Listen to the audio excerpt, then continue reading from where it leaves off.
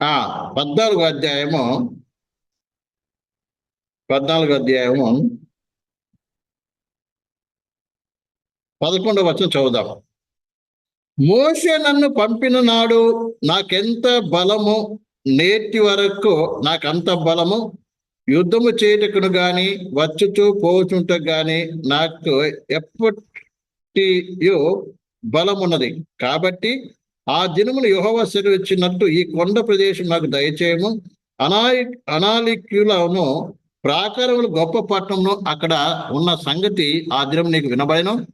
యెహోవా నాకు తోడై ఉండినెల్లా యెహోవా సెలవిచ్చినట్టు వారి దేశమును స్వాధీనపరచుకొందును.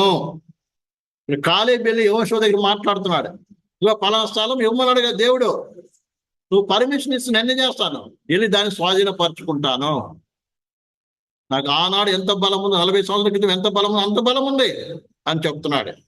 అలాగే మీరు ఇంకా చాలా విషయాలు మనం చాలా గోత్రం చూసినట్లయితే, మరి కొంతమంది ఏమో ప్రియులారా యుద్ధం చేసి జయించారు, కొంతమంది ఏమో జయించలేనప్పుడు వీరు బలవంతులైన తర్వాత వారిని దాసులుగా చేసుకున్నట్టుగా మనం చూస్తాం. ఇలా ప్రతి గోత్రము కూడా వారికి ఇవ్వబడిన స్థలాన్ని ఏం చేసింది, స్వాధీనపరుచుకుంది. కానీ దాను గోత్రం మాత్రము ఇంకా ఆలస్యం చేస్తా పోతుంది. దీన్ని ఎలా మనం ఆత్మీయంగా తీసుకోగలం చూడండి. దేవుని వాక్యం క్లియర్గా చెప్తుంది, ఒకడు కొత్తగా జన్మిస్తే తప్ప దేవుని రాజ్యమును చూడడు అంటుంది. మనము చూడండి, యోహాను సువార్త 3వ అధ్యాయము. ఈ పరలోక రాజ్యం చూడటము, ప్రవేశించడము, స్వాధీనపరచడం అనేటువంటిది రక్షింపబడినటువంటి విశ్వాస యొక్క బాధ్యత అనేటువంటి అంశం మీద కూడా యూట్యూబ్లో ఉంది. కావాలంటే మీకు నేర్చుకోవాలంటే అందులో పోయి మీరు నేర్చుకోవచ్చు. యోహాను సువార్త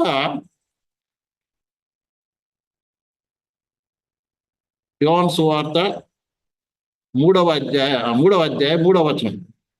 అందుకు యేసు అతనితో ఒకడు కొత్తగా జన్మిస్తేనే కాని అతడు దేవుని రాజ్యం చూడలేడని మీతో నిశ్చయముగా చెప్పుచున్నాను.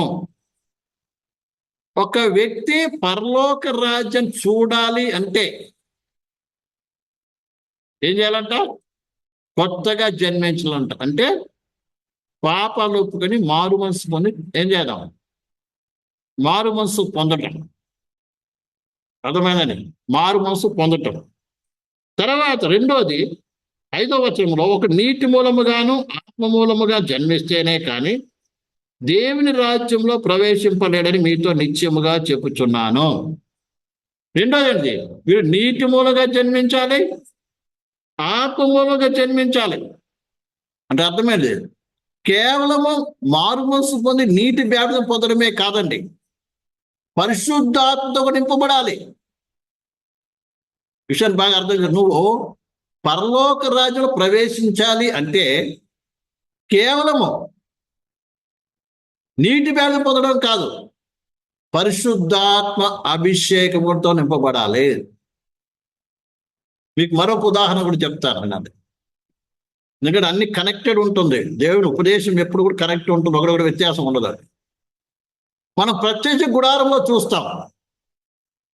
ప్రత్యక్ష గుడారంలో 3 భాగాలు ఉన్నాయి. మొట్టమొదటి ఆవరణము, పరిశుద్ధ స్థలం, అతి పరిశుద్ధ స్థలము. ఇప్పుడు పరిశుద్ధ స్థలంలో ప్రవేశించాలంటే మొట్టమొదటి ఏం కావాలి, బలిపీఠ దగ్గర రావాలి. అంటే ప్రభువైన యేసుక్రీస్తు నా కొరకు కల్వారి శిలువలో మరణించాడనేటువంటి యొక్క ఆ విషయంలో పశ్చాత్తాపడ్డాం. పాపాన్ని పశ్చాత్తాపడి పాపాలు ఒప్పుకొని చేయడం, మారు మనసు పొందటం. మారు మనసు పొందిన వ్యక్తి ఎక్కడికి రావాలి, నెక్స్ట్ గంగాలం ఉంటుంది, అది కూడా ఆవరణంలో ఉంటుందండి. గంగాలం నీళ్ళు ఉంటుంది. ఈ గంగాలం దేని చూపిస్తుంది, బ్యాప్టిజం చూపిస్తుంది. అర్థమవుతుందండి, 2 రకాల బ్యాప్టిజం చూపిస్తుంది. ఒకటి నీటి బ్యాప్టిజం చూపిస్తుంది, రెండోది పరిశుద్ధాత్మ బ్యాప్టిజం చూపిస్తుంది. ఈ 2 పొందినప్పుడే నువ్వు లోపలికి ప్రవేశించగలవు. అసలు పరలోక రాజ్యం ఏంటి? లోపల, బయట కాదు. అదే రీతిగా నిత్యత్వంలో కూడా నూతన భూమి, నూతన ఆకాశము, నూతన యెరూషలేము. నువ్వు నూతన యెరూషలేము ప్రవేశించాలంటే ఏం చేయాలి? ఏం చేయాలండి? మారుమనసు పొందాలి, నీటి బ్యాప్టిజం పొందాలి, పరిశుభ్రత పొందాలి. అప్పుడు నువ్వేం చేస్తావు? పరలోక ప్రవేశిస్తావు. అయితే ప్రవేశించినంత మాత్రాన నీకు సొంతం కాదండి. అక్కడ నివసించడానికి అవకాశం లేదు. అందులో నివసించాలంటే దాన్ని స్వాధీనపరచుకొని ఏం చేయాలి? నువ్వు యుద్ధము చేయాలి. దేంతో యుద్ధం చేయాలి? చూడండి, దేవుని వాక్యం మనం చదువుదాం. దేవుని వాక్యం చదువుదాం ప్రియమైన పిల్లారా. గలతీ రాసిన పత్రిక, ముందు ఎఫెసీయులకు రాసిన పత్రిక 5వ అధ్యాయము 5వ వచనం చదువుదాం.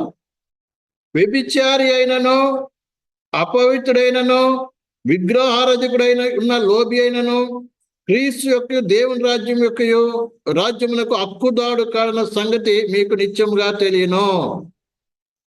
ఇలాంటి లక్షణాలు, ఒకవేళ మారుమనసు పొంది రక్షణ పొందినప్పటికీ కూడా ఇలాంటి లక్షణాలు మనలో ఉన్నప్పుడు మనము దాని హక్కుదారులు కాలేము. హక్కుదారులు అంటే ఏంటి? సొంతం చేసుకోలేమని అర్థం. తర్వాత గలతీ రాసిన పత్రిక 5:19 నుంచి, శరీర కార్యం స్పష్టమై ఉన్నవి. అవేవనగా జారత్వము, అపవిత్రత, కాముకత్వము, విగ్రహారాధన, అభిచారములు, ద్వేషములు, కలహములు, మత్సరములు, క్రోధములు, కక్షలు, వేదములు, విమతములు, అసూయలు, మత్తతులు, అల్లరితొక్కు నాటబడి మొదలైనవి. వీటిని గురించి నేను మునుపు చెప్పిన ప్రకారము ఇట్టి వాటిని చేయువారు దేవుని రాజ్యమును స్వతంత్రించుకొనరని మీతో స్పష్టముగా చెప్పుచున్నాను. దేవుని రాజ్యమును స్వతంత్రించుకొనరు.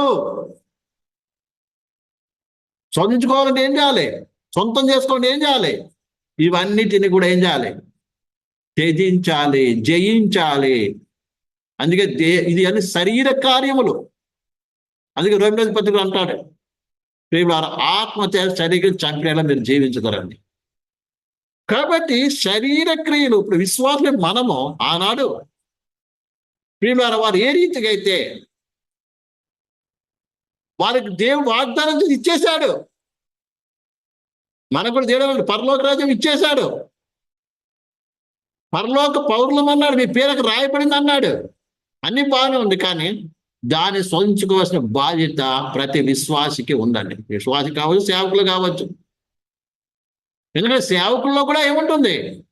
ఈ శరీర సంబంధమైన ఇచ్చలు ఉంటుంది, శరీర కార్యాలు ఉంటాయి. అందుకే నేను అనేక సేవకుల గురించి చెప్తున్నప్పుడు అంటాను, ప్రియులారా, మన దేవుడు వాడుకోవచ్చు. వాడుకున్నంత మాత్రాన మనం ఏమాత్రము పరలోకంలో ఇక్కడ ఏ రీతిగా అయితే ఆత్మీయ ఉన్నతమైన స్థితి కలిగి ఉన్నామో, దేవుని దగ్గరికి వెళ్ళిన తర్వాత అంత ఉన్నతమైన స్థితి కలిగి ఉంటామని అనుకోవడానికి వీల్లేదండి. పరలోకంలో నీకు దేవుడు నీకు ఏర్పడిన స్థలంలో ఉండాలి అంటే దానికి తగినటువంటి వ్యక్తిగత ఆత్మ ఎదుగుదల కావాలి. నీలో శరీర స్వభావాలు, శరీర క్రియలు ఏం కావాలి? ఏం చేయాలి? చంపబడాలి.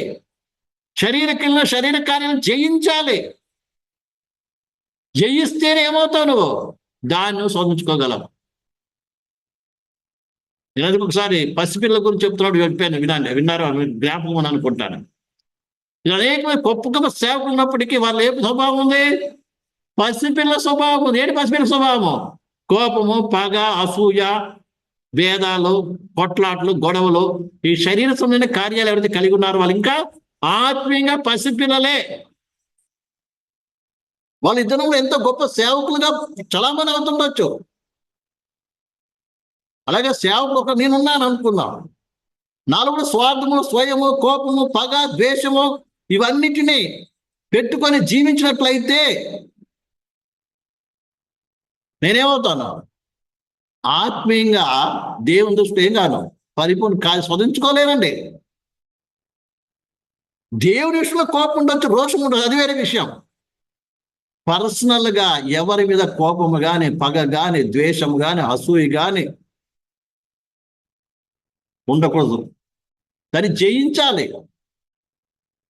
ఉండకూడదు. ఆటోమేటిక్ ప్రతి శరీరంలో మనం ఉన్నంత కాలము ఇవి మన మీద ఏం చేస్తుంది? అటాక్ చేస్తూనే ఉంటుందండి. నువ్వు దాన్ని నిరంతరం పోరాడుతూ ఉండాలి, నిరంతరం పోరాడుతూ ఉండాలి, జయిస్తూ ఉండాలి. కానీ నువ్వు దానికి లోనే కప్పుకోకూడదు. అనేక పరిశోధన పొందిన వాళ్ళు ఉన్నారు, ఆత్మలు ఆరాధిస్తున్నటువంటి వారు ఉన్నారు. కానీ సమస్య వచ్చినప్పుడు కోపము, గొడవ, కొట్లాట్లు, సహింపులేనితనము, ఇవన్నీ పనిచేస్తున్నాయి. అంటే దాని అర్థం ఏంటంటే నువ్వు ఇంకా స్వాధీనపరచుకోలేదు అని అర్థం. నీవు దాని అధికారం కింద ఉన్నావు కానీ నీ అధికారం కింద అవి లేవు. అది మరో చోట రాయబడింది, అందరూ దేవుని ఆత్మ నడిపించబడతారు, దేవుని కుమారులను పడతారు. కాబట్టి నువ్వు పరలోకం స్వదించుకోవాలి. ఏం చేయాలి? పోరాటం చేయాలి. అది కూడా ఏ సమయమో జాగు చేయకూడదు. వీళ్ళు ఏం చేస్తున్నారు? అన్ని గోత్రాలు వెళ్ళి వాళ్ళ కొట్లాడి అవసరమైతే ఇంకొకరి సహాయం కూడా తీసుకొని ఏం చేశారు? పోరాడి గెలిచి స్వాధీనపరుచుకున్నారు. కొన్ని స్వాధీనపరచుకోలేకపోతే ఏం చేశారు? వీళ్ళు బలవంతులయ్యి వారిని ఏం చేశారు? వీళ్ళ కిందకే దాసులు చేసుకున్నారు. అలాగే ప్రియ సహోదరి విశ్వాసికుడు ఏం చేయాలి? రక్షణ పొంది నీవు ఆ పరలోక ప్రవేశించడం కొరకు, స్వాధీనం పరచుకోవడం కొరకు, ఆ పరలోక రాజ్య వారసుడు కొరకు, ఆ పరలోక రాజ్యాన్ని సొంతం చేసుకోవడం కొరకు ఏం చేయాలి తెలుసా? దాంతో ఏం చేయాలి? నువ్వు ప్రేమ ద్వారా పోరాడాలి. అవసరమైతే నీ తోటి సహోదరి దగ్గర ఏం చేయాలి? నా గురించి ప్రార్థన చేయండి, నా గురించి ప్రార్థన చేయండి, ప్రార్థన కోరుకోవాలి. అంటే చెప్పుకొని నా బలహీనత ఇలా ఉంది, నాకు ప్రార్థించండి,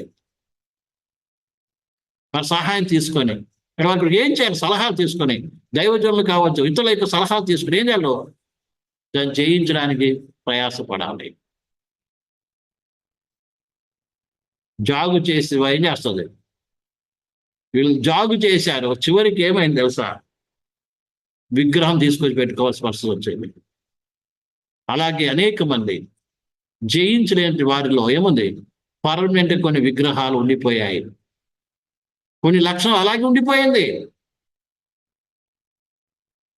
కొన్ని బలహీనతలో విగ్రహారాధన లాగా వారి జీవితం ఉండిపోయింది. అప్పుడు కనబడతావు ఇలా పలానా సహోదరుడు గొప్ప సేవకుడు కావచ్చు, ఎవరైనా కావచ్చు, స్వభావం ఏమవుతుంది? మార్పు రాదండి ఎప్పటికి. ఇంకంతే. ఈ దాను గోత్రికులు ఏం చేశారు? చివరికి తీసుకొచ్చి విగ్రహాన్ని పెట్టుకున్నాం. ఫస్ట్ విగ్రహాలను చోటించిన వాళ్ళు ఎవరు తెలుసా? దాను గోత్రి.